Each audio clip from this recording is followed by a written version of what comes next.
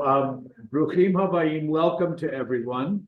Those of us who are here in the building, a reminder, please silence cell phones or whatever.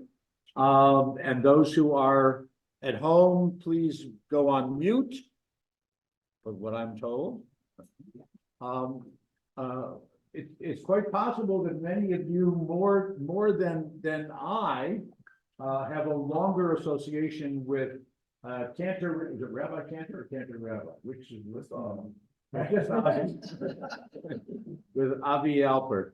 The first time, and because of the connection also that brings us all as one family, one Am Yisrael. The first time that we interacted was actually when Michelle passed away.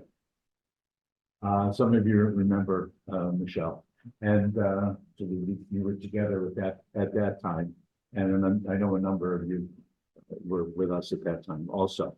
So the context today, again, is continuing with the education component of the campaign and project that we had to commission and write the new Torah scroll.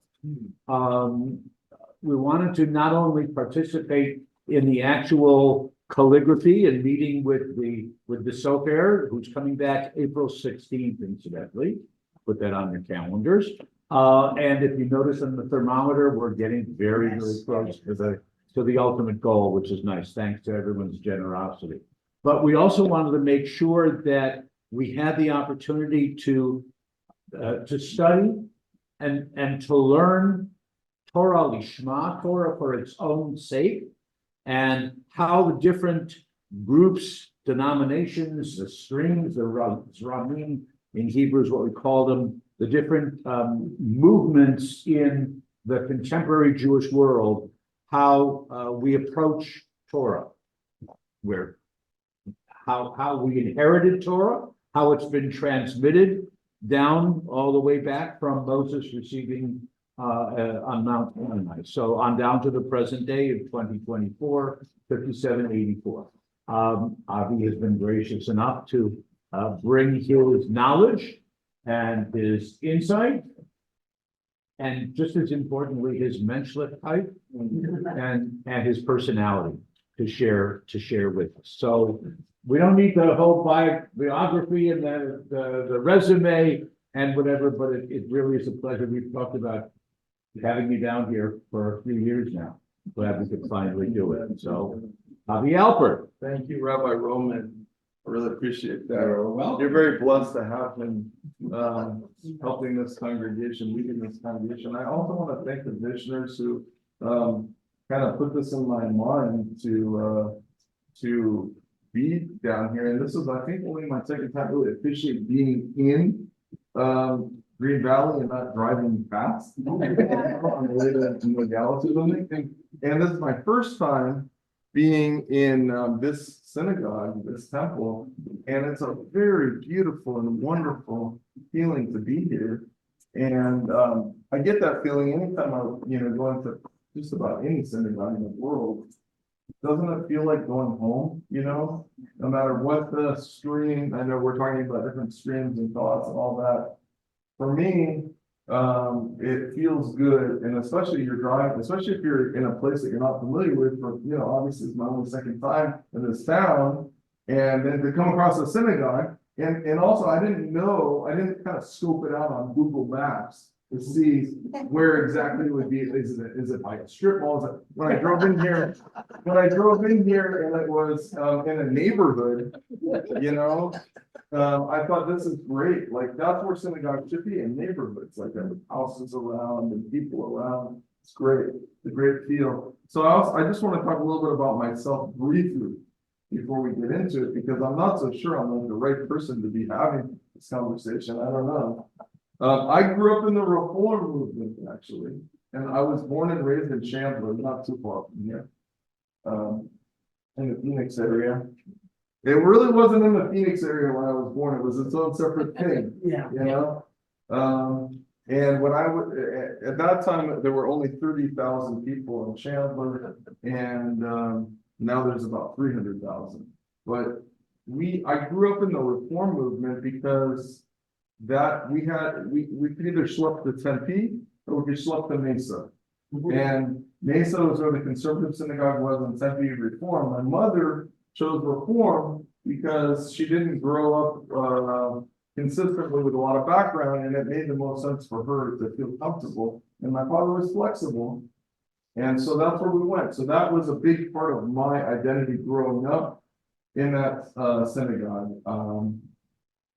Also, I went to Israel when I was 10 years old because my aunt made Aliyah in 1967, and we wanted to visit our family, so that had a big part about my Jewish identity. I ended up getting really, really involved in this questioning when I was, like a lot of us do when we're teenagers, to the point where and then something happened in my family where my grandparents unfortunately were run over by a car that ran a red light.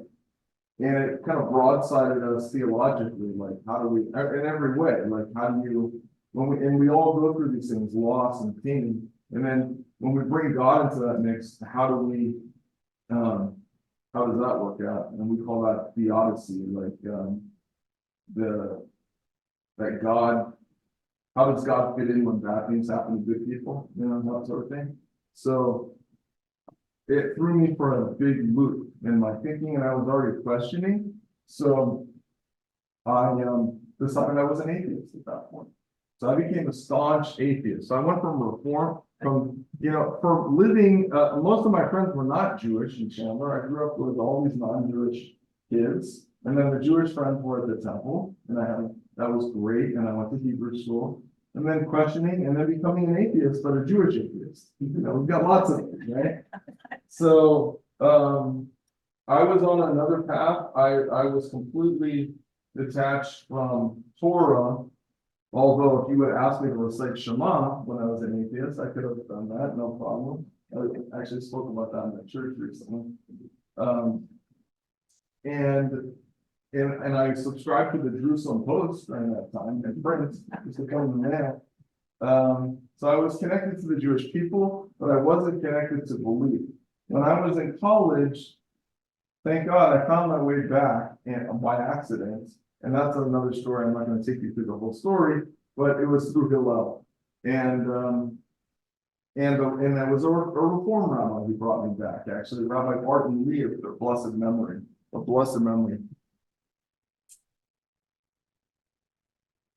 We just, we're going to have Hakamat Matzivat unveiling for his grave soon, so it's on my mind.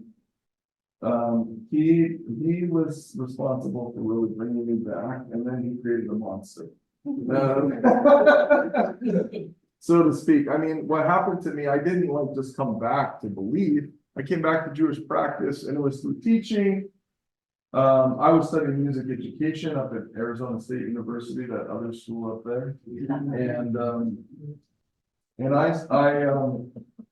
I started doing more and more Jewish things, and I found the more practicing that I did, the more of Jewish practice in which I was involved, the more things started changing inside, to the point where I started putting on tefillin. I started keeping kosher. Like all that Shabbat and all the holidays became important. I was praying 3 times a day. And then I realized after, I don't know at what point, at a certain point, I was like, gee, I guess I believe in God. So then I found my way to I ended up being very upset about the Reform movement at that point. And I'm not saying that to be offensive. It's just, I was, felt that I was not given all the information, and I was a little resentful, and I was bothered and upset. So I ended up going in a different direction. I ended up exploring all the conservative and Orthodox synagogues in the Phoenix area. And after doing all this kind of personal growth, the conservative movement started resonating with me. And I'm telling you this because when I speak, I want you to see where I'm coming from. I like the egalitarian part of the conservative movement, and I like the traditional part. So, and I thought and I almost fell through the cracks completely, by the way. I was almost like, forgot that I was I couldn't forget that I was Jewish because of anti-Semitism. But being Jewish was not important to me before that. And then, being Jewish became very important. So I thought about becoming a rabbi, actually. And the trouble was, the conservative movement was resonating with me, and I didn't have the education or the background to be a conservative rabbi, but that's where I felt my home was. So then it dawned on me, because I studied music education, that, and even though I wasn't studying voice, I was studying trombone, was my main instrument. I should have brought my trombone, that would have been more fun. Because of that, I decided maybe I should be a cantor.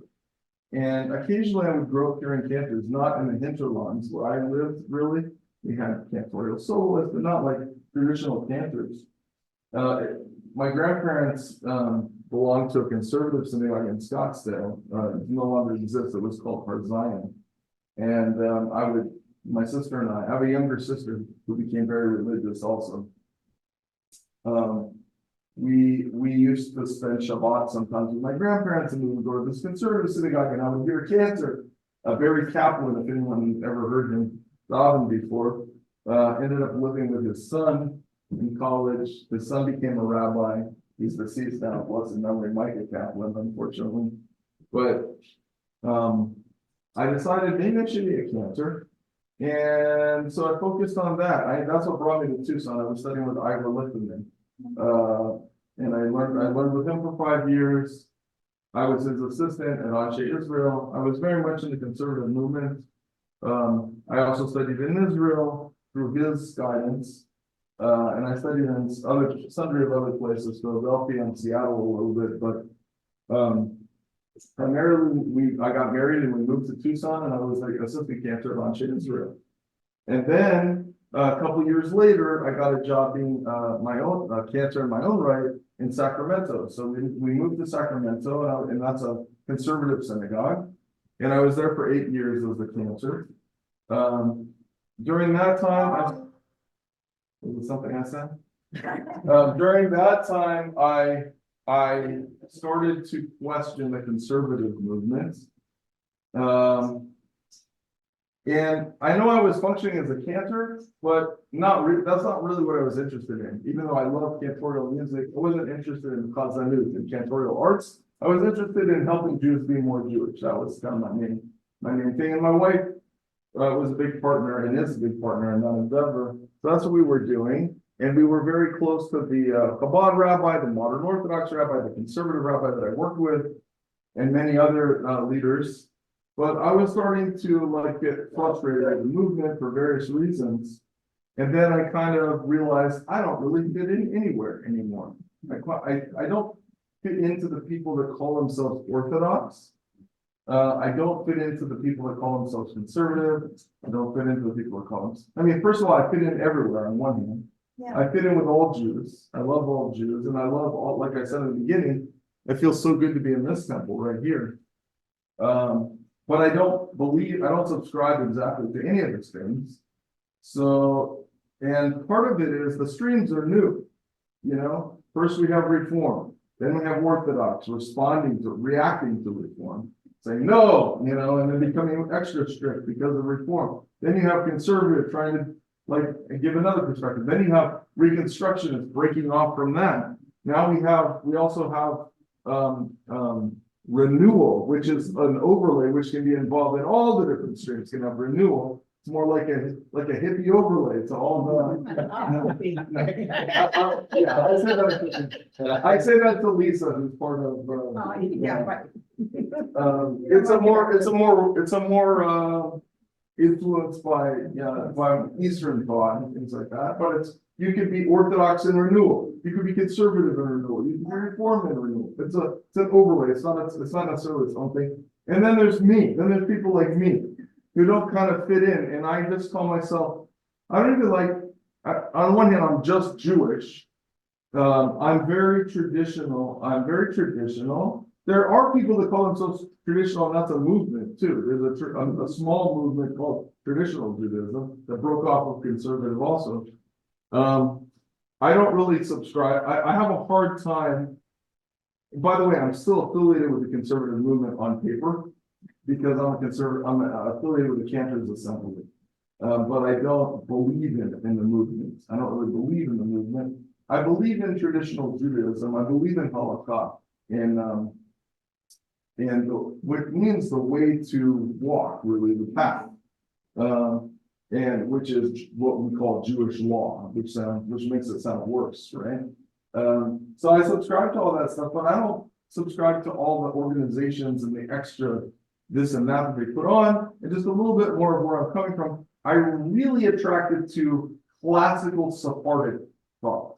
So the thinking, and I actually work with Rabbi, many of you know him, I work with Rabbi Yosef Lopez, who is an expert in all of the things that I've talked about so far, a lot of the things, and he's an inspiration for me. He's much younger than I am, but he is a great source of wealth of information for me and for many others. And it's a kind of coincidental that he and I are both really inspired by the thinking that came out of southern Spain and really the Rambam, Maimonides. So my thinking is more kind of Maimonidean, but it's not pure Maimonidean. And even though I was speaking ill of Kabbalah to Fran, I still practice, we all practice Kabbalistic practices, even if I'm not a Kabbalist. And my dear friend, Rabbi Brian Yosef Shefter Brooks, is a Kabbalist and wrote a book about it. And I love him and I love spending time with him. And I don't mean to be disrespectful to people that really are into Kabbalah.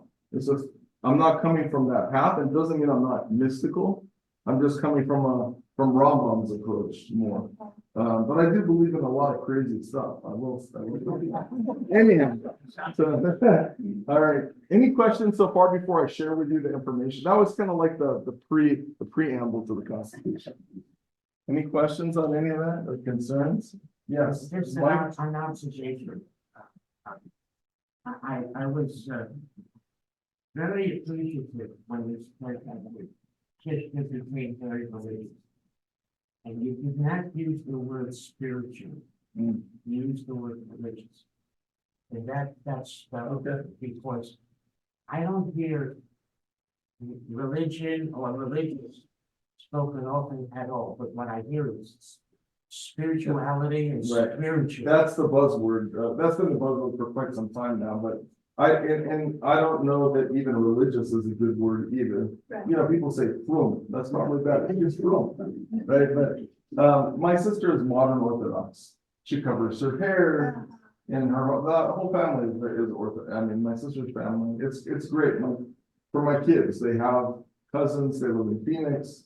Her family, and there's a lot of overlap, but there's some art. The way that we practice is different than the way they practice. So there's a little bit of, but that's interesting. And then I guess what's ironic is that I have first cousins in the East Coast that grew up in predominantly Jewish towns like Brighton, New York, which is part of Rochester. It's like, I don't know, 75% Jewish or something. None of them married Jews, you know? And then I have cousins from Sharon, Massachusetts, you know, that's also like I don't know, 90% Jewish. They didn't marry Jews. Those cousins didn't marry Jews. My sister and I grew up in the middle of nowhere where Jews that sometimes I guess you want what you didn't have. I don't know. We managed to marry Jews and live this and we're super Jews, you know. Our cousins look at us and they think, "Oi, what's wrong with these people?" Right? And we love our cousins, but I'm sure they look at us and they think that we're from a different planet. Okay, that being said, and before I show what I'm going to show, let's talk about Christianity and Islam for just a second. Because when you talk about belief and traditional Jewish beliefs, and whether we accept them or reject them, and let's look at what Christians. I'm not the details of all the beliefs, but the general belief that they have in Christianity is this stuff happened with this guy Jesus, right? And there were a small group of people that were a part of it. And by the way, there's a lot of disagreements among them, as I'm sure you know. And the people today who are Christians don't pretty much don't have any connection with those Jewish people that were, I would say, very wayward in doing these, following this guy. They don't, the people that the Christianity that we have today, they're believing stuff that happened in a faraway land to other people, and they accept it very easily, don't they? Like if somebody's a very staunch Christian, that evangelical Christian, Catholic, whatever denomination you want, like a lot of denominations truly believe that what it says in their Bible is true. And this stuff in the what they call the New Testament was revealed to a small group of people and then these people are not part of that chain of tradition, so to speak. It was then brought to Europe and brought to other places. Does that make sense? So that's where they're coming from, and they have a very strong belief, but it's easy because they're not saying, and there's a book about this that I'm going to share that kind of deals with some of these matters, but they're not saying that Jesus died and then he went and then he flew around like Santa Claus and he went to all these places and he went to Europe and he's like, guys, I want you all to know, like, here's the story. And then he goes to China and tells everybody in China, here's what, I'm Jesus and here's what happened. That's not what happened. Christianity doesn't make that claim. It's like the job of Christians to go share this news with everybody. Jesus didn't go and they don't think that he went and talked to everybody. Maybe the Mormons think that he came to North America. That's Michigan. It's like, what else? Okay, so then, let's look at Islam. Islam also, it was not something that all the people witnessed or experienced. It's something that was brought to all the people. It's not a huge claim. Now, look at our claim. Let's take a look at it. And I'll share my screen, and I hope that you can see it. Those of you who are here, I know the people on Zoom will have no trouble seeing it because I made it super big. Okay. So the book that I think is very interesting, it came out many years ago. I don't know, are you familiar with this book, Rabbi Roman? One People, Two Worlds. Well, I knew Ami when he was little, huh? So Rabbi Amiel Hirsch, who's a Reform rabbi, and Rabbi Yaakov Yosef Ryman, who is an Orthodox rabbi.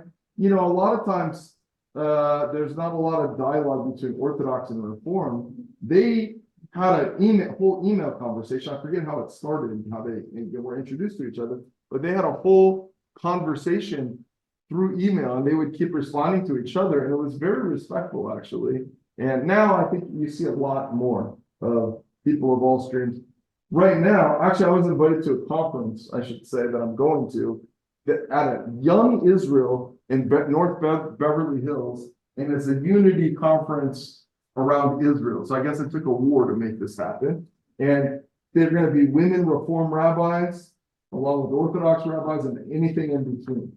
Okay, all rabbis are welcome to this Young Israel in Los Angeles, and I'm gonna go because I think that's wonderful. I'm sorry that it took a war for us to all come together and love each other better. Anyhow, so this was an oddball thing at that time. I don't know how many, 20 or 30 years, 20, maybe 20 years ago, something like that. This book came out, One People, Two Worlds. Okay, so what is the part I want to share with you? And this is the Orthodox rabbi responding to the Reform rabbi, okay? It's the Orthodox rabbi speaking to the Reform rabbi in an email.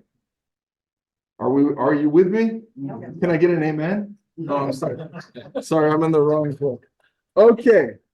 You write, modern thought has demonstrated for me conclusively that the Torah was written by human beings. So that's what Rabbi Amiel Hirsch, who Rabbi Roman knew from when he was little, right? actually, if I may. Yeah. You probably won't remember, but 2 years ago on Yom Kippur, I talked about Rabbi Ami Hirsch's father, who was Rabbi Richard Hirsch. Okay, the biggest claim to fame was that he's from Cleveland. Anyway,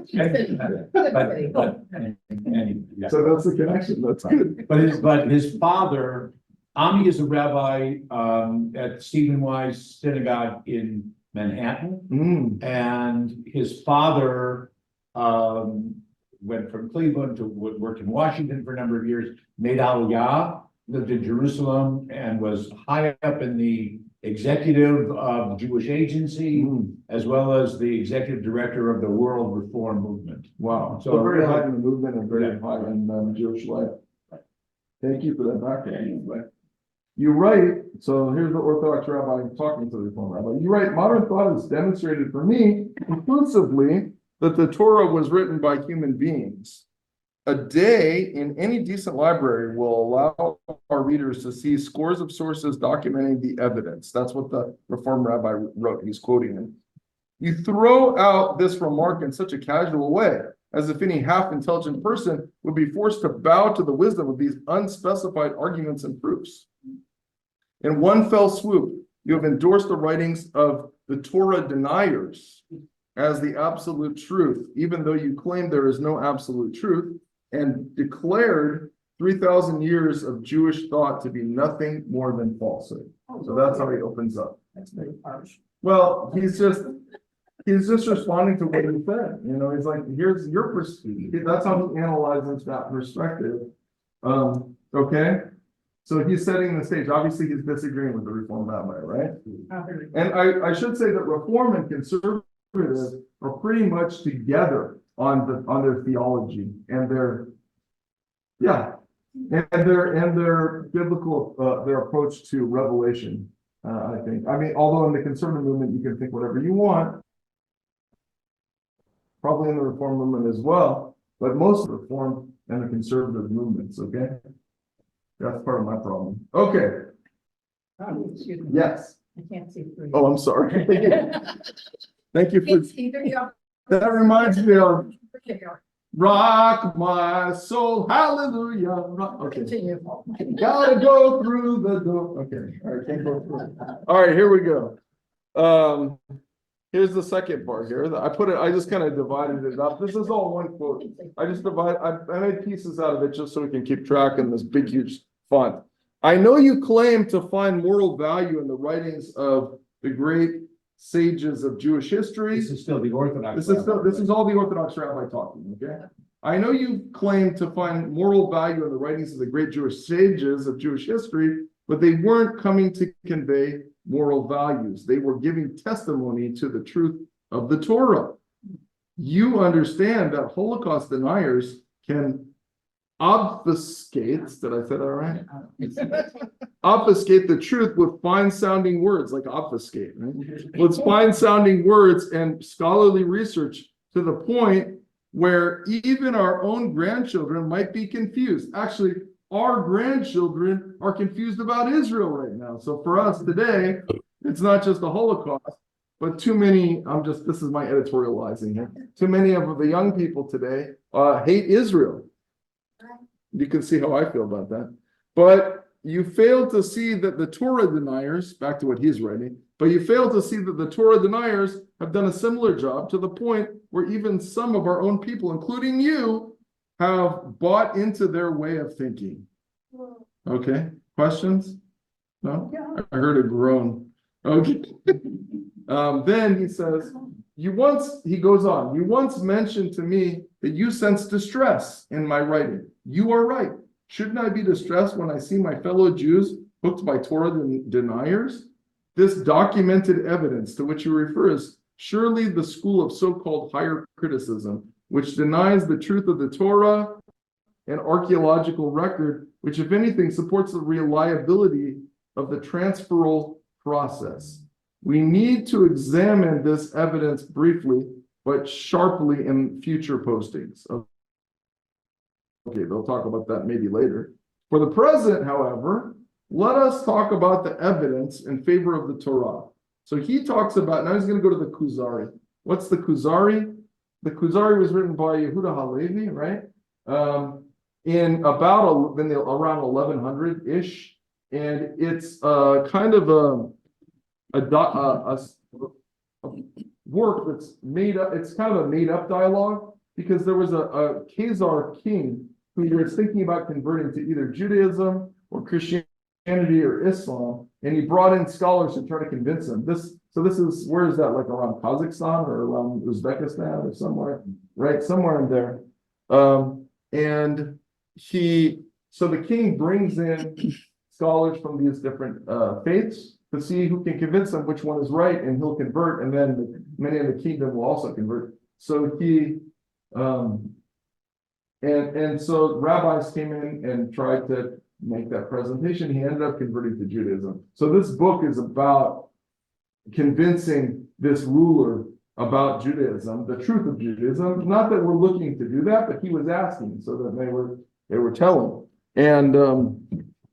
And so he's quoting the Kuzari's proof. So the Kuzari in that book makes this argument. So listen to the argument. All right, which I touched on earlier in context of the Holocaust. It is impossible, he explains, to invent a story of national impact that an entire people supposedly witnessed and convince the direct descendants of these supposed witnesses that it is true. What does that mean? It is impossible to invent a story of national impact that an entire people supposedly witnessed and convince the direct descendants of these supposed witnesses that it is true. What does he mean by that? Yes, tell me your name. Talking about the receiving of Torah. It's talking about the receiving of Torah, but how? Tell me your name. Lynn, Lynn. How so? How so? Let's see. I put this with the, a story that the entire people supposedly witnessed. Okay. So that's why, I mean, there's more than one where at least people, maybe not the entire people witness, but this is the major. Yes, exactly.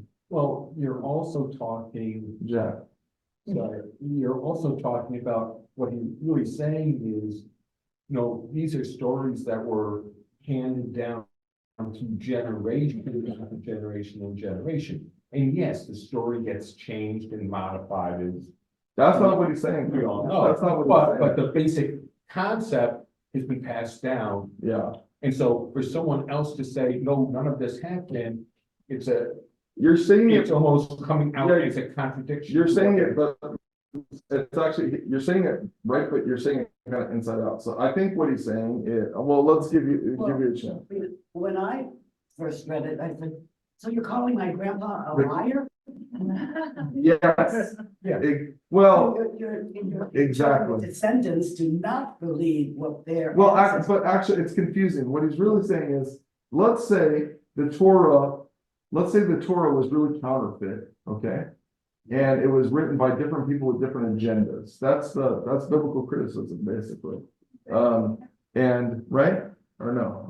Yeah. Okay. Very criticism. Yeah, so let's just say that it was really, maybe even we like it, but it was put together by the Kohanim, by the priests, to promote their thing, and there's different voices who have different agendas, and this was pieced together and then given to the people, and to the point where they're like, okay, this is your Torah, and we're telling you that it was given to, but part of it is the story of the Torah is saying, the Torah itself, the narrative of the Torah itself is saying, you were slaves in Egypt, God took you out of Egypt, you wandered in the desert for 40 years, you were a pain in the butt, because Jewish people are a pain in the butt. I said it, I'm not the rabbi here. No.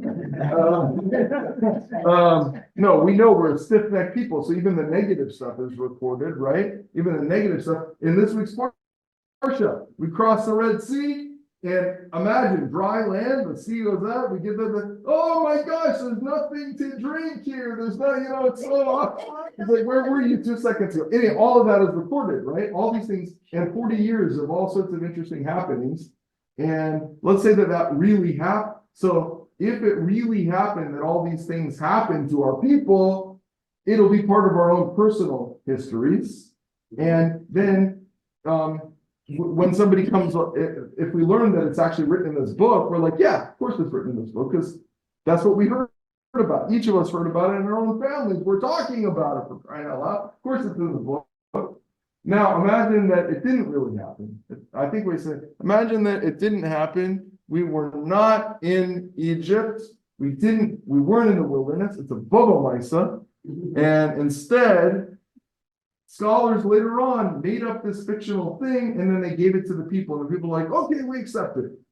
That's basically what, if you accept biblical criticism, that's what you're believing. You're saying, no? Fran, what do you want to say? No, what I'm on is the parallel for me is the the belief about the 2020 election. And Okay, but that's a little different because it's still unseen. well, right now it's about half and half. I don't know. What's happened now? Belief. Belief. But just fantasizing right now, if Trump won next year and then you go down another 10 years, what will the belief have been in that group about the reality of the 2020? So you're actually saying something very fascinating, which is about belief in general, and we see different things. We saw it in COVID. We also saw it in COVID, by the way, people believing different things about COVID. Okay, there's all sorts of different beliefs, but he says there But that you can't get a whole group to believe. Excuse me, why don't you leave politics out of this? We're here for a Jewish Yeah, education. no, I'm just Not talking, not a specific political way of I'm thinking. talking about belief. And it says here. Yeah, but you have your beliefs too, I'm All right, not- hold I on, we're not gonna didn't go say- political, don't worry, it's not gonna be political. Everything is political, religion is political. I wasn't saying which side was right. What I'm talking about was what will then everyone believe 40 years from now? Yeah, I'm so, not- different people, like, as we go through the different experiences we have different beliefs about it in real time, right? But the difference, everyone listen to this if you would. Do something else. The difference of this between different political beliefs or diseases, what do we believe about the disease and how do we, and what, do we think that it came from China or not came from China or whatever. But this is different because the claim here, and again, we had Jesus and that story. And the way that comes down in terms of belief in art, which is a tall thing to swallow, the story itself is saying 3 million Israelites were all together and they all had a revelation with the divine. 3 million people total. They all had this experience and we all wandered in the desert together. So it's not like there was an election, who won the election. When you talk about elections, you're talking about something that you're not seeing, right? The computers, the people, maybe certain people see it, but not 3 million people, the whole nation. We're saying the whole nation saw the divine election of the Jewish people. So let's say if that didn't happen, let's say it didn't happen. Let's say God didn't choose us and we didn't have this experience, that God forbid, at Sinai. And then, but you're making it up and you get the Jewish people to swallow it. And he's saying, how can you get the Jewish people to swallow that? They would say, my granddaddy was there, and that didn't happen. We don't have any information about that. On the contrary, he's saying, my granddaddy was there, and of course we know that. You're not giving us a book of mice, so we know we were there. Tell me your name, I'm sorry. Marty. Are you with me? You Yeah. following me? Okay, that's what, it's a little confusing. So let's read on, because he's gonna go ahead. I just wanted to, Yeah, Michael. It's really a matter of opinion. That's what it really all boils down to, because it's no solid proof, it's opinion. Yeah, of course, everything's a matter of opinion, but I'm just saying, not us. I'm not talking about us. I'm talking about, let's say 2,200, 2,300, 2,500 years ago, okay? When if the Torah was introduced to the people of that time and it was put together by different groups, how would they sell that to the people if they put it together? If it was counterfeited, so to speak. And now you have this document, Genesis, Exodus, Leviticus, Numbers, Deuteronomy. And we're just talking about the written Torah, okay? We're not talking about the oral tradition yet. Yes, And, that, that's Rambam, that this many people were eyewitnesses, right. okay? And they didn't make it up, they experienced it. Exactly. So we're saying on the contrary, we're saying, no, we were there and all the things that it says, and by the way, that it's horrible PR, like all the things, the bad stuff that it says about us, that we would like to edit out, like the golden calf, for example. Can we just get that out of there? We don't need that. Do we need that in the story? Get it out. Like all the things we know that happened because those people at that time, it was part of their own family history as well. So it was kind of jogged with it. Beth? So my question, Avi, as you continue with this and you're showing us a Reform rabbi and an Orthodox rabbi, Mm-hmm. so how do you, we're gonna call you a conservative rabbi. No, don't, I please know don't. you well, but you are here under that. No, I'm not. I'm not here as a conservative rabbi. Far from it. I identify just as tradition, I adopt the traditional view. So in this sense, So it was false advertising. I don't know what he told me, I don't know what he told you. Oh, okay. Yeah. That's funny, what he told me was traditional. Okay, you lied. Oh, boy. Uh, Friends, Romans, okay. So what I was gonna ask you was, where do you, I- as a rabbi, I believe with, fit in between? I believe exactly so far what the Orthodox rabbi is saying, okay? Okay.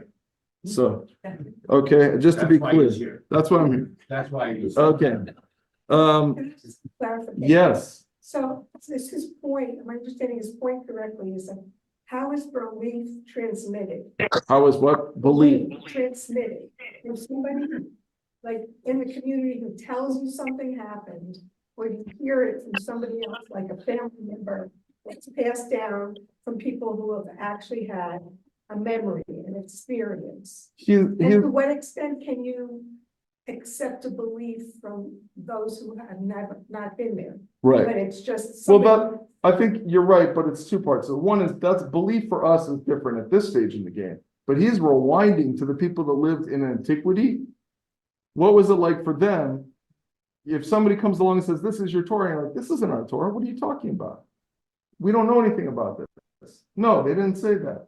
Because he's saying they didn't say that because they were familiar with it. They didn't just get introduced to the Torah all of a sudden, 2,500 years ago. They were introduced to Torah 3,300 years ago or whatever. Or, I'm not giving you exact dates, but so he's saying it was already done. That's why you can't come along later and get the Jews to latch onto it. They just simply won't do that. He says it simply cannot be done. People will inevitably object to it and say, if this is true, why didn't we ever hear about it? Okay. And he goes on, I call it number 5, but this is the same paragraph. The Torah relates the story of the age of revelation, 40 years that span the spectacular exodus from Egypt, God's revelation to the people at Mount Sinai, 40 years of manna falling from heaven, 40 years of the most marvelous miracles, 40 years during which God forged an everlasting covenant with the Jewish people, 40 years during which the Jewish people were instructed in numerous observances that transformed their daily lives. Could someone come along and sell such a story to a people without encountering fierce resistance? And not just the people, but Jewish people. Jewish people. Like, you ever try to sell things to Jewish people? Ask kosher butchers how easy it is to sell things to Jewish people. Okay, I love Jewish people. I'm sounding like an anti-Semite here. Okay, I better watch myself. Where's the butcher? Yeah, see? You're not even giving us a butcher. We have to go to Casa Grande. It's not even a butcher. Okay, what kind of ridiculous stories are you telling us? They would say, don't you think we would have heard about this if it were true? If all the people witnessed these miracles, why didn't my father tell me about it? My grandfather? A myth such as this would never be accepted. The Torah makes this point in Exodus chapter 19, verse 9. I will come to you in a thick cloud so that all the people will hear when I speak to you, and they will also believe in you forever. And again in Deuteronomy 4:32, for ask now of the early years that preceded you from the day God created people on the earth, from one end of heaven to the other, if there was ever such a great thing or anything like it ever heard. For ask now of the early days that preceded you in the day God created the people on the earth. In other words, they're also saying it's a unique experience that our people got. The introduction of Christianity or Islam faced no such difficulties. Okay? Because what we have is a tall order to try to sell to the people that okay, it's one thing I said, did you hear about that guy? Did you hear about when God came in the form of a human and like did it and died for us so that we can all live forever? Like that's basically what Christianity said, right? Right. Let's not get confused. I don't believe in that, okay? I don't believe that. But that's easy. You would say, did you hear about that? Did you hear the good news? And you're like, oh, that sounds nice. Okay, I'll subscribe to that. Or no, thank you, whatever. Or Islam. Did you hear that Muhammad had this revelation and this and that and all these things, and then we got all this information. Now we have this thing called the Quran. You know, but this is saying to the nation of Israel, Am Yisrael, we were all there. It's like, why do you have to say that? That's, first of all, that's a risk. Because if you tell me we were all there and we all experienced this, 3 million people, that's a lot of witnesses. Can I get a witness? Sorry. That's a lot of witnesses, and then that's hard. So like then to sell it and be like, okay, we're gonna make this up, the Jewish people will go along with it. See, I think that's what Reform and Conservative and Reconstruction is. That's the theology behind it today, is that it's part of our culture. It was like put together by different people. It didn't really happen actually. Rabbi Wolpe, who was a conservative rabbi, he made a big statement, a lot of brouhaha over it, when he said that the Exodus from Egypt didn't happen. It's like, I don't think it really happened. That's what Rabbi Wolpe said. And then, but that's commonplace actually in liberal Judaism to believe that maybe we were never in Egypt. And Rabbi, Rabbi, what is it? Reiner? I forget.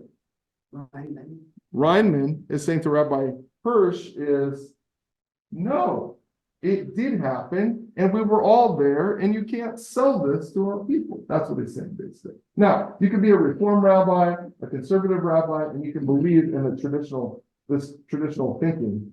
So I'm not saying that all Reform and conservative rabbis want to undo this traditional belief on revelation, but that's basically the traditional belief. For starters, is that we all got the Torah took 40 years for Moses to write.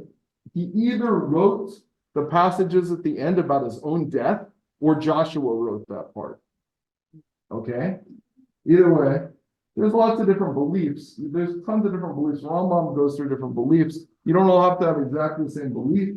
However, that's the general belief, is that 40 years, it took 40 years, and the Torah was written by the hand of Moses. And let's take a look. Actually, I want to share with you. Have you all been to Sefaria, by the way? Yeah. To the website Sefaria? And we're going to go there. It's a great website. It's a free Jewish library. Does anyone want to scold me or ask me any questions? You're welcome to do so. I'm not trying to be offensive, by the way, and I hope I'm not being I'm not trying to be offensive or disrespectful either. And by the way, my synagogue used to be affiliated with with the conservative movement, and we left the movement. We're not affiliated, we're independent. But what we do may not be necessarily different than if it were a conservative synagogue, in terms of our practice. But in terms of where I'm coming from, well, let's take a look at this actually before we go to Sefaria. So I told you I latch onto Maimonides, to Rambam.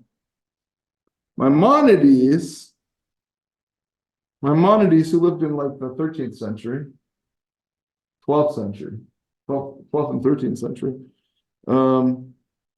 He started off in southern Spain, briefly in Morocco, I think a little bit in Eretz Israel, but spent most of his time in Egypt. And he was the chief, he was a big rabbi. And actually, he's the only one that codified all of Jewish law. He's the only one that codified all of Jewish law, even the things that we can't do today, even the sacrifices and the things that have to do with the ancient temple. In the third temple, he's the only one that tells us what the halakha will be in the third temple. The Shulchan Aruch doesn't talk about that. Okay, Maimonides did not share the model of thought known today as Torah Umada. By the way, Yeshiva University, they call themselves Torah Umada. That means Torah and science. Like Torah is here, science over there. We teach both. Okay, Rambam didn't subscribe to that. This is, by the way, from a book called Maimonides by Moshe Halbertal, Princeton Press, University Press.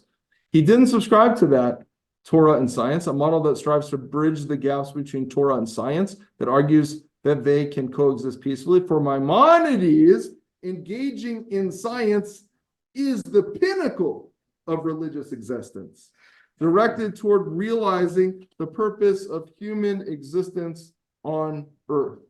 So Rambam basically thought science was Torah. So I just want you to say, when we talk about, there's different kinds of Torah. There's the written Torah, there's oral Torah, which is our sages we'll get into, but then Rambam also believes that scientific knowledge, which is very different in the 21st century than it was in the 13th century. Our scientific knowledge that we have, like today we know how many billions of years the earth is. We know about theories like Big Bang, we know all sorts of different ideas. Those are all, he's basically saying that is part of Torah also. So not to be afraid of science, but to embrace science, and that is part of Torah. So we have many, many centuries. Rambam kind of thinks this way.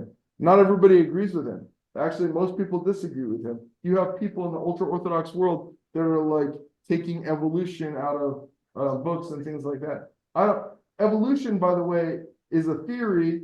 Now we know evolution isn't exactly correct either, because now we know about genes, which they didn't know about in the time of Darwin. So evolution is it's not like what Darwin said isn't what we believe today, but it's still important towards what we believe today. Whereas some people are afraid of that, and they're like, no, the earth is only 57, like the rabbi said at the beginning, it's 5784. That's how, and not billions, that's just a trick. That's like, that's a trick to test you. No, like most Jews most traditional or people who call themselves Orthodox Jews do not subscribe to that and do believe the earth is billions of years old and do subscribe to science, but I would say they don't embrace science enough, because Rambam really wants us to study science and to view it as Torah. So that's where I'm coming from. Okay, let's look at, let's share a different part of the screen and let's go to Safaria. Questions? Comments? Dissent? Could you differentiate between belief and faith? Not really. Jewish answer. I To can, me, Yeah, Rabbi? go ahead, Gail, and then I'll. Some people that I've talked to could be Christian, could be Jewish, it's like blind faith, and you cannot erase one little thing because the whole thing will fall apart. Okay. Then there are other people who believe or try to believe or think about it Thank you. and still can believe, but they're not blind. Right, It's not right. blind faith. So to me, sometimes the ultra-Orthodox appear to me to just. Yeah, be I faith. think It's just faith. the people, the Haredim, people who we call ultra-Orthodox, Right. they're very Christian. Exactly. Okay. Exactly. I would say like, Blind faith. they're very Christian. In a way, some people say that Reform is like very Christian. I would say Reform and ultra-Orthodox are very Christian. Oh, You know, oh, well. in different ways, And I learn with an ultra-Orthodox rabbi every morning. Okay, so I'm not trying to be disrespectful, No, but I'm just saying, like, that movement, the black hat movement, you know, people that just wear black and white all the time. Those people were influenced by Christian piety in Eastern Europe, I would say. And a lot of their thinking, also a Christian thought, Kabbalah in my opinion, is Christian thinking as well. And they're very into Kabbalah. So their thinking is more on the and Christianity is really from the pagan world. So that kind of blind faith is more pagan than Jewish. I would say Judaism is about struggling with God. Okay? Israel, we're supposed to wrestle with God. So I share with the Reform rabbis and the Orthodox rabbis and every rabbi or every Jew who struggles with God. When I was an atheist, I was being a good Jew because I was struggling with God, right? I wasn't really being a good Jew, but you know what I mean. And then Islam is submission to God. So Islam is like submission to God. Christianity is blind faith. And some of my best friends are pastors. And so I'm not trying to be disrespectful. I'm just telling you how I look at it. And Judaism is wrestling with God. But Rabbi, you wanted to say something. Well, I agree. Much of what you're saying. The way that I was taught was we're looking for the difference between faith, belief, which is by definition things that cannot be proven. You choose to believe, accept, and whatever, and don't think of it rationally. Right. Or knowledge, which is based on eyewitness or empirical evidence, you know. And again, Maimonides, you know, what's the classic? Moreh Nebuchim, the guide for the perplexed. We all are perplexed. We're all confused. We're all struggling with all this. So he did, he Yeah. wrote the guide for the perplexed, but he also wrote the Mishneh Torah, which we're gonna look at in just a moment. See, Yeah. we have to understand, I'm a convert to Judaism. Good. So, I know what the faith thing is, believe me, and when I found Judaism, or it found me. And I've been wrestling with 45 years. To me, this is wonderful, I can question. Yes. Ask. Yes. You have no idea what a relief it is. And they do that in the ultra orthodox as well. I mean, They also do that, just not, maybe not enough is what I'm saying. Right, so, Yeah. but when people get into that rigid, you can't. Right, that's dangerous. It's dangerous. Drives me crazy. And the thing is, so on the one hand, we want to with everything. That's what we do as Jews, right? We want to we want to really analyze and we want to do it, and that's beautiful. At the same time, we have this big idea that we were all there and we all accept the Torah. So it's like on the one, it kind of goes against the grain, and that's probably how you end up with critical thinking, critical biblical criticism being accepted by Jews, because that makes sense. For us to criticize stuff is what we are good at, right? Yes. Fran? When you were in your atheist phase, do you feel that you think you had a moral compass? And if so, why? I was dating an atheist woman at the time also, and she definitely had a moral compass. So I maybe had a moral compass because she was influencing me. I thought, like, if you would have met her, you would have thought that she was like a religious Christian, and she was an atheist. And I think, but then after I realized it was temporary. Like, if you're an atheist and you have a moral compass, it's kind of like being married. Being married is not permanent necessarily. It can be, and we hope it is, right? But it's contingent. Like, if I go out and say, you know what, I'm in Green Valley, my wife isn't gonna know. Hopefully she's not tracking me. I'll just go find another woman right now. Do you think my marriage is gonna last after that? She's gonna get rid of me, I hope. So, but my children are permanent. Why did I bring this up? I lost my train of thought. Oh, I was asking. I was if you had a thinking moral about being killed compass. by my wife. Oh, moral compass, the moral compass. Thank you for bringing it back. So, moral compass, like in the sense that I have children, if they, God forbid, murdered people and ended up in prison, I would still love that. I couldn't stop loving them, right? If my wife did awful things to me, I would stop loving her, right? So for an atheist, you might behave yourself now because it suits you. But what happens when the going gets rough? Are you still going to behave yourself, or are you going to make choices that are not necessarily moral? Michael, what do you think? Atheism, as I understand it, is a non-belief of God. Right. That does not make you a bad person. No, it doesn't. You see, you can be a very. I didn't say that. No, I'm saying, it. You didn't say that, but I'm saying it. That you can still go through life being a very, very decent person. 100%. You see, but the other thing I wanted to ask you a specific question. Where is God, in your opinion? I want to hear this from you. Where is God when he's most needed? Okay. Most needed. Okay, so I'll give you- that's a good I'll give question. you 3 examples. The Holocaust of the 1930s. That's a big enough example. Well, let me make it solid, a foundation, and 9/11 and 10/7/2023. Okay. Because Okay. all these. So you want to know about theodicy, and that's what I couldn't even handle my grandparents being run over by a car. And then you bring up 9/11 and the Holocaust, and okay, so I had to grapple with that. So and it seems like every Jewish conversation always goes back to the Holocaust. So the thing is, Go back before, because it was Holocaust before the Nazi. sure. And you can go back in Jewish history, not just for the Jews, but there's a lot of horrible things that happen to many people. And where's God through that? But particularly the Jews, if we're saying, oh, if God cares about the nation of Israel, where is God in these rough times?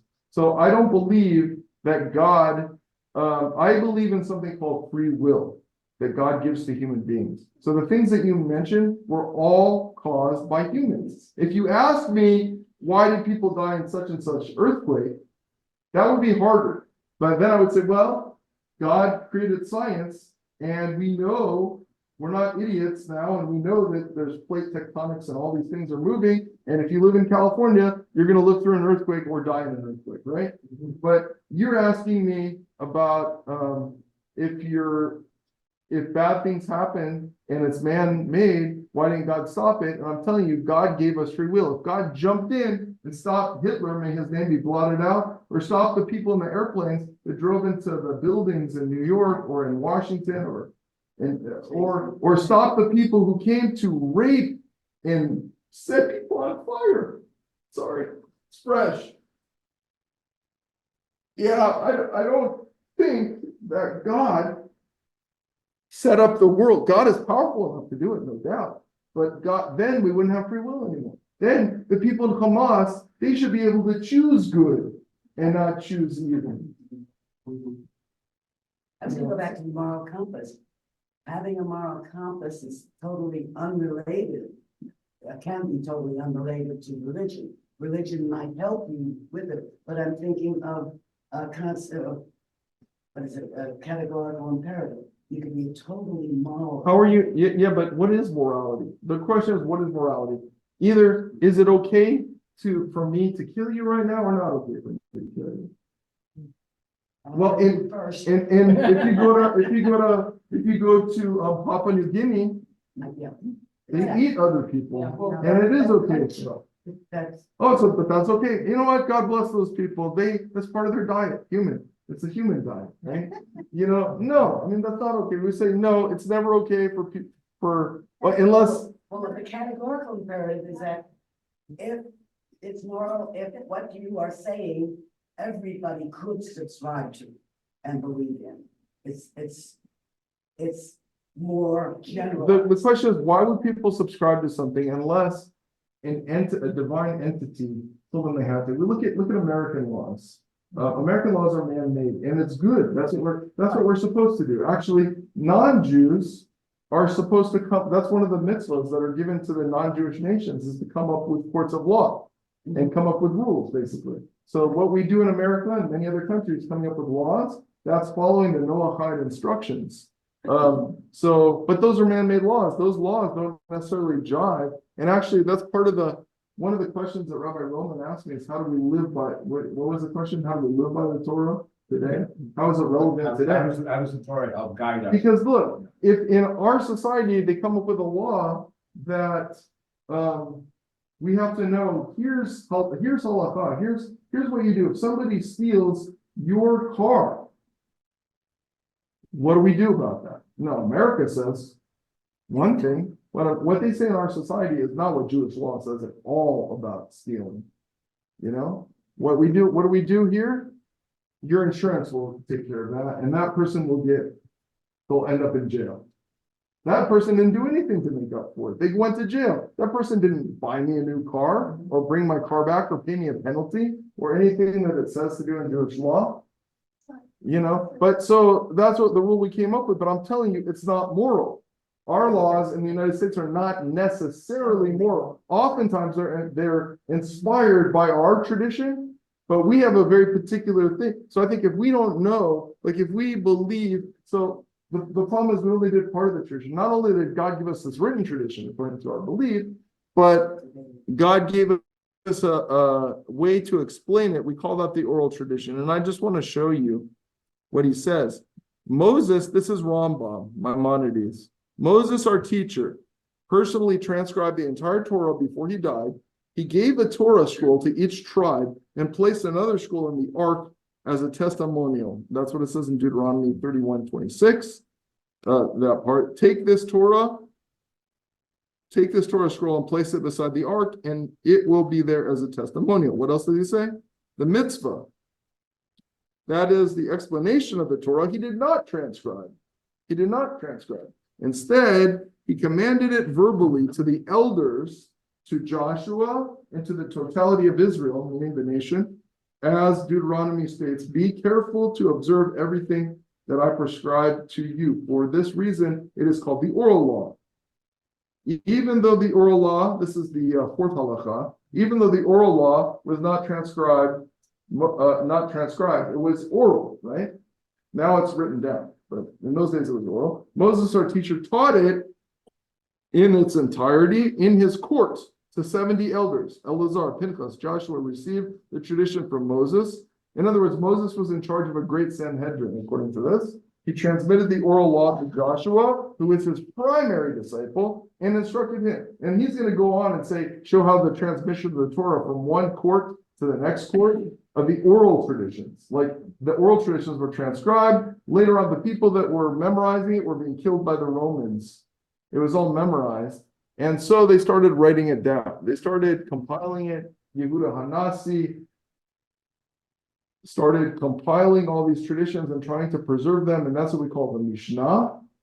And then we have commentary on that called Gemara, and together that's called the Talmud. We have the Babylonian Talmud, the Jerusalem Talmud. I know that's too confusing and beyond the scope to get into all the details. Oh, no, they're all totally expert. You guys know I all talked about about it. All right, that's good. And you have a good reason. I gave them that whole timeline. That's all. So, Yeah, I want to ask you this question.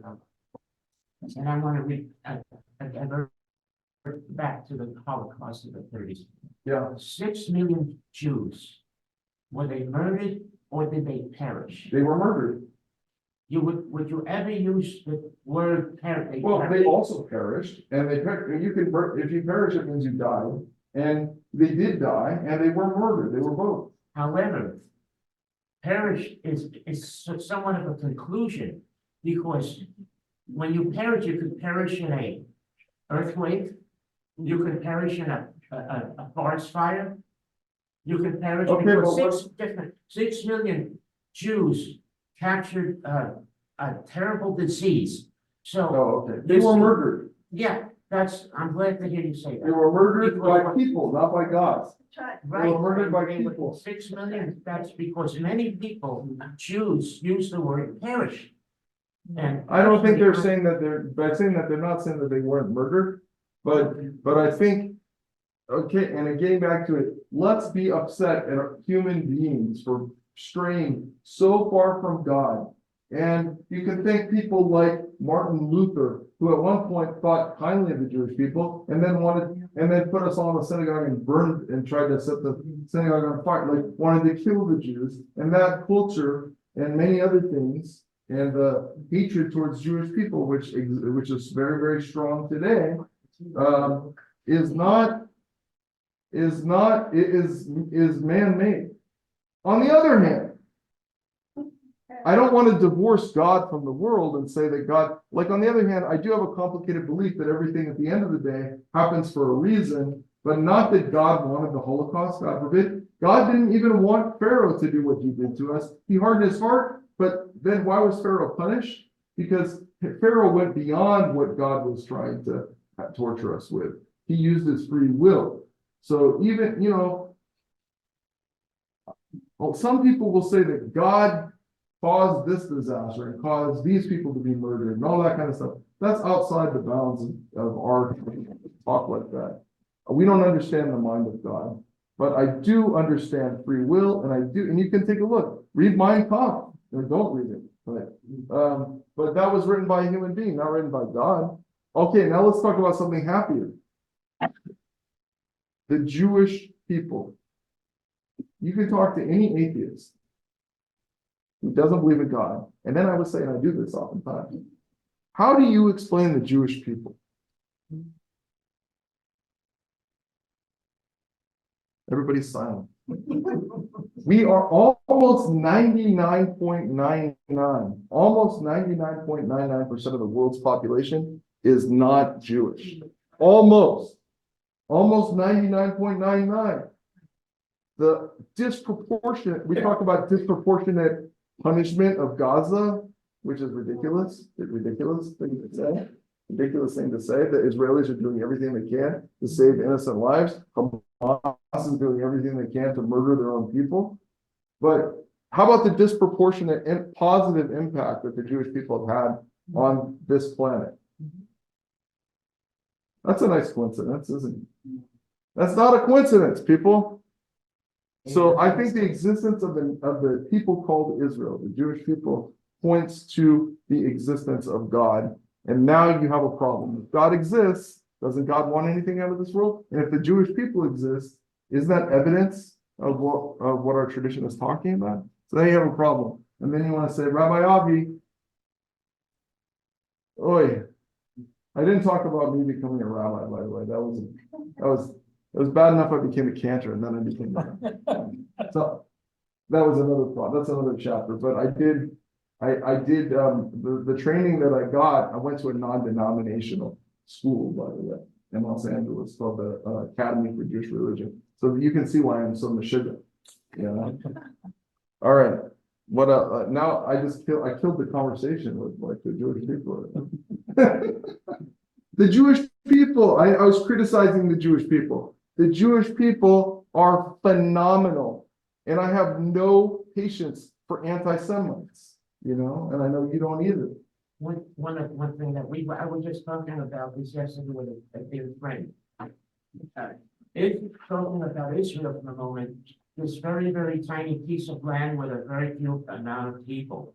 There is more things coming out of there that help mankind. Exactly. Than any other nation in the world Exactly. as the size of it. Did I pay you to say that? I forgot. Did I?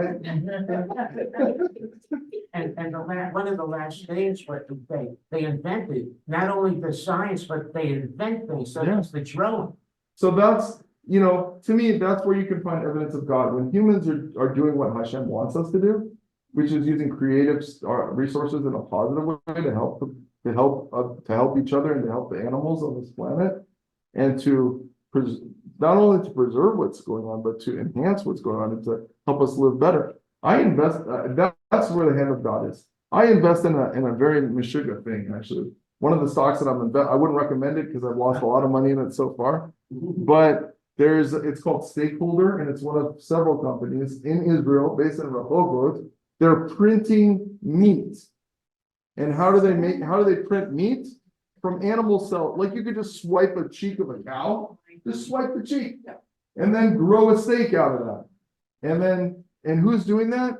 Israel. Right now they're printing eel. They realize eel isn't even kosher, but if you print it, it's kosher. There's going to be like kosher pork, kosher, you know, like all this stuff, like the kashrut is going to go on to a different dimension. But eel, even though eel isn't part of the traditional Jewish diet, in the Far East, like in Japan, they eat a lot of eel, right? And they love it so much, they're killing too many eels. Like it's like in here in Rehovot, they have like Arabs trying to kill them, and they're like thinking about the eel, you know, and they're like, you know what, if we could just print some eel and sell it in Japan, and it'll taste just like the other kind of eel. Great. So that's what the hand of God is. Tell me your name again. Marty.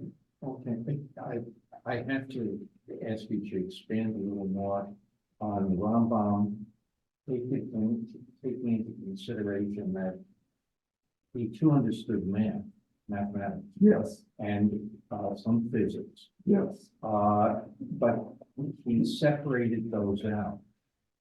Fast forward that couple of thousand years, and then you have Spinoza. Yeah. But he tries to bring it together. He uses mathematics to bring it to his argument is based on a mathematical formula. Okay.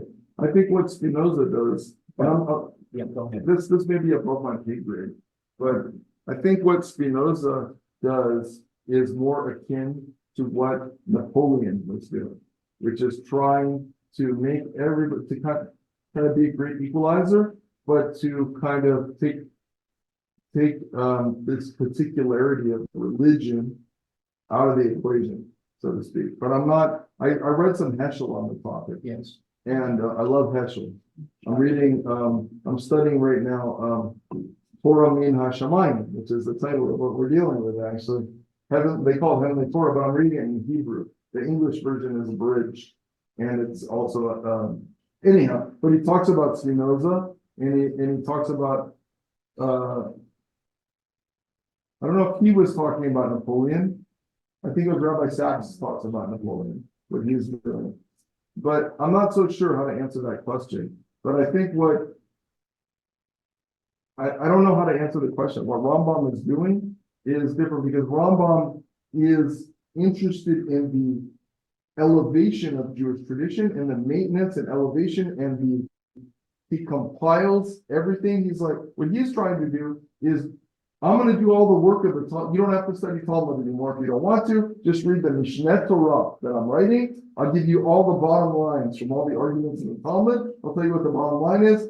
Here's what we do. Here's the halakha. So that's what he's trying to do. I think Spinoza is like a heretic and he's excommunicated and he doesn't latch onto the tradition. So I'm not sure exactly what he does because I'm not a scholar of Spinoza. That's I haven't gotten there yet. I hope that I'm interested in all this stuff. But then you started thinking about, and speaking about Israel and all of its innovation, which is scientific, mathematics. Yeah, science and that, it's all Torah. It's all Torah. Like, how is it that Jews can be so involved in science? I mean, we've been solving problems. It's all solving problems, inventing, creating, solving. That's what the Talmud is. Like, how do we make sense of this argument and that argument? It's called didactic approach that we have. We have this didactic approach we call it field pool.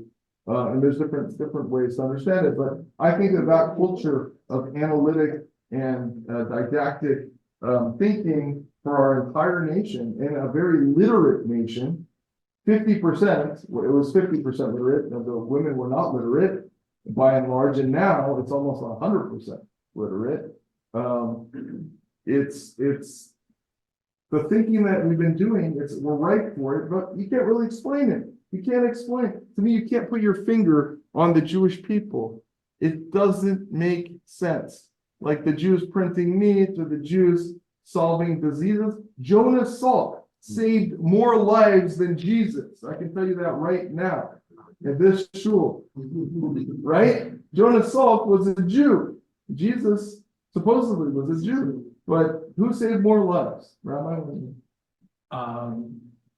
Well, one, I just wanted about 15 more minutes. Okay. What does Rabbi Avi say? Yeah. You haven't heard enough of what Rabbi? No. Okay, so in the following, I mean, we ran through it quickly when you talked about the transmission of Torah, and whatever. So all of those generations, when it was orally handed down, so it was memorized and, Well, that's the old Torah, not the written Torah. Right, I know. Okay. I know. Is that human endeavor? Is that divinely inspired? Yeah, there is a lot of. How do we explain all of those generations? Yeah, there's a lot of human endeavor, and we're part of God in the written Torah. Hashem gives us, Jews, Israelites, the permission to make decisions. So we have a court. We don't have a court today, but we had a court, and that court, the Sanhedrin, could make decisions in Jewish law. We could make a lot of decisions, and we could be making the wrong decision. I'll give you an example of a wrong decision that we live with, and we do. Turkey.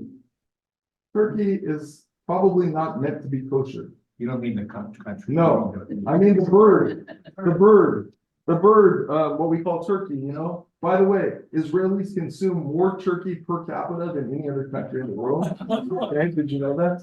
They put turkey in shawarma, they sell it as lunch meat, they do lots of turkey. Turkey is an American bird, and the Spanish and Portuguese Jews who were really conversos who came back to Jewish practice, and in the new world, right? There were no rabbis in America until 1840. There were no rabbis in America until 1840. So what did they do? They had a question over whether this bird was kosher or not kosher. We know about chicken, right? We know about doves. We know about lots of birds that we have tradition for. But this bird is from North America. You don't see turkeys in Europe, right? Or in Asia, or in Africa. Now you do probably, but In those days, they didn't know if this bird was kosher. So they drew a picture of it and sent it to Amsterdam. And the rabbi in Amsterdam said, oh yeah. And he told them, oh yeah, that's such and such bird, it's totally kosher. And then they ate, and then they started a Masorah tradition of eating turkey. It had to be incorrect because nobody saw, there were no turkeys in the Middle East. They didn't have access to turkeys. You can't say it was one of the birds that we know about and we have Masorah for.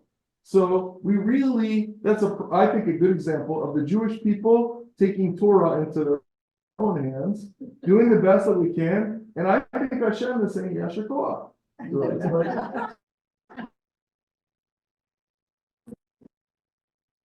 Bravo. Yeah. Do whatever we want. And that's what we see today, doing a lot of interesting things that the Torah says not to do. So that's problematic. But the Torah doesn't. They thought it was a kosher bird, and then they started eating it. And now, what we would say, b'diavad, after the fact, some people don't eat turkey, by the way. There's some groups of Jews that don't eat turkey, and they say it's straight. But most people, the vast majority, like I said, in the state of Israel, it's very popular. We've gone along with this probably erroneous decision, and it was done by a rabbi. Why would a turkey not be kosher? Because for birds, for beasts, Yeah. if they chew their cud and have split hooves, they're kosher. They're a kosher animal. For birds and for fish, if they have scales and fins, you don't have to have ever seen that species before. If you have scales and fins, it's a kosher fish. Birds, it's a list. Oh. It's a list. Oh, Is it Lynn? Lynn, yeah, thank you. And this is reminding me of that funny story in the Talmud about the oven of Yes. Sinai, Yes. where there was an argument between the rabbis. And And, yes, and, one said that he had he knew what God said. yes, One said that, but all the rest of us don't agree with what you're that's saying. right. And the answer is, so you had miraculous things happen in the story. For those of you who are not familiar, many of you are familiar with that. If I'm right, this river will reverse its course. If I'm right, the walls of the Beit Midrash will start caving in, like all that supernatural stuff happening. Like God, God is making these things happen. And then it says, they quote, Lo bashamayim hi. The Torah is not in the heavens. The Torah is here for us to make decisions, and majority rules, not majority of Jews, majority of the sages. So when the sages vote, that's what it is. And like in the Sanhedrin, when they vote, that's halakha. So even if they're going against what God would want, and God is saying, that's what I want. And I think he says, my children have right. My children have defeated me. Right? At the end, yeah. But I don't think that's really, I think the real flavor of that is, that's what every parent wants for their children. I want my children to do much better than whatever I tell them. And, really, if you're a parent par excellence, which I believe Hashem is, you want your children to learn how to solve complex problems and come up with a decision. And God, it's built into the Torah. So God gave the sages the ability to do that. Now, the problem is we have lots of problems in the Jewish world today. That's why we have different streams, but not just different streams. You know how many different kinds of Orthodox Jews there are? Hundreds and hundreds of different kinds. And we can't agree. Some people say that you can't eat rice on Passover, and others say that you do eat rice on Passover. That's just one example. Ashkenazi and Sephardic. Yeah, exactly. But then within those, and then people, we do have a trend to get stricter and stricter and stricter. I believe that prohibition, that not eating kitniot, for example, that was something in Europe where they didn't think it was dignified to eat kitniot on any holiday, not just Pesach. That's the things that mourners eat, so we're not going to eat them. Those are lentils. We don't eat lentils. That's what you eat in the Shiva house. That's what they're saying. So on Shavuot, they also wouldn't eat kitniot, or on Sukkot they wouldn't eat kitniot. And now it became like, it's not chametz. We know that, but we have these additional customs. So if you're mourning during any of those periods, which I know you don't. Right. So Say you we're wait mourning until from you wait till afterwards. Yeah.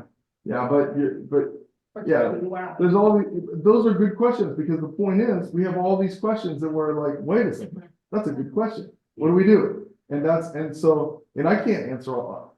I'm not the one to answer all these questions, at any given time. Like a lot of questions, I have to ask other people for answers and try to, and we all do. But it's complex. So like, how do we live by this system? It's difficult to live by it because it's not, like I said in the Torah, you have stuff in there that we wish wasn't even in the Torah. We have things that we don't agree with, maybe. For sure in this crowd, right? And so it's hard, but then we have to find out. So it's not like we were given the perfect documents. It had been, with all the permutation, like everything. We've been given everything, and here you go, guys. It's kind of like in Christianity, where they didn't have like Jesus flying all over the world and just telling everybody. They have to go out and spread the good news in their tradition. So we don't have like the perfect thing. We have this. If we say we were all there and we all and we recognize it because the wool wasn't pulled over our eyes, and we were there over this 40-year period, and we received Torah, but the Torah itself is problematic. So that's what we're talking about. How do we make decisions? And it's for us to make decisions, and it's really hard. What I should have said at the beginning, the Jewish people is operating, in my opinion, today at 25% capacity. I'm not talking about numbers of Jews. I'm talking about we don't have our institutions. We don't have a Supreme Court. I'm not talking. Forget about what goes on in the state of Israel. That's a secular government. Okay, we don't have the Jewish Supreme Court, the Sanhedrin. We don't have a temple. So we don't have a priesthood. We don't have courts. We don't have. So the people that call themselves rabbis today are not really rabbis because we're not really ordained by the Sanhedrin. We're a lesser kind of rabbi. And then we certainly don't have a king. And whether or not we should have a king, that was also like, we really shouldn't have a king, but if you want a king, but we definitely don't have a king either. We don't have the national institutions. And yet look at how good the Jewish people are doing in spite of all that. So, and some of you would say, well, we don't want those things. I would say, I want those things. But I'm really pleased at how we're doing. Maybe it's not the way we were designed to, or maybe it is the way it was designed. But we're doing what we can without those, and look at our calendar. We couldn't testify at the sighting of the moon, so we calculated the calendar, so we know Yom Kippur is going to come. We know when Yom Kippur is going to be next year, and we're all going to agree to have Yom Kippur. And I can assure you, nobody's going to celebrate Yom Kippur for 2 days. What do you say? Rabbi, would you agree with that? But if you're going to wrestle with God, you have the mindset that you can wrestle with nature, you can wrestle with knowledge, you can wrestle with science, so I think it's a built-in attitude,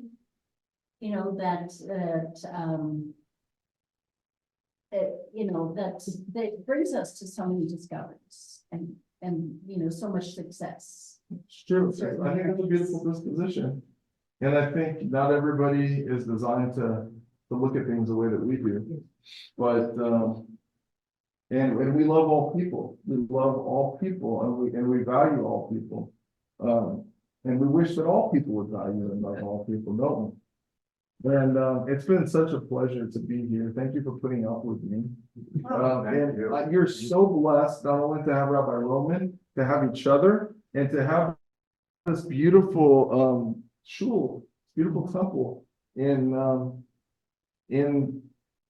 kind of the hinterland, like where are we? I mean, we're not in Phoenix, we're not in where they say the big places are in Arizona, right? But yet we still have a strong Jewish presence right here in Green Valley. My prayer for you is I would like to see this temple triple in size in the next 5 years.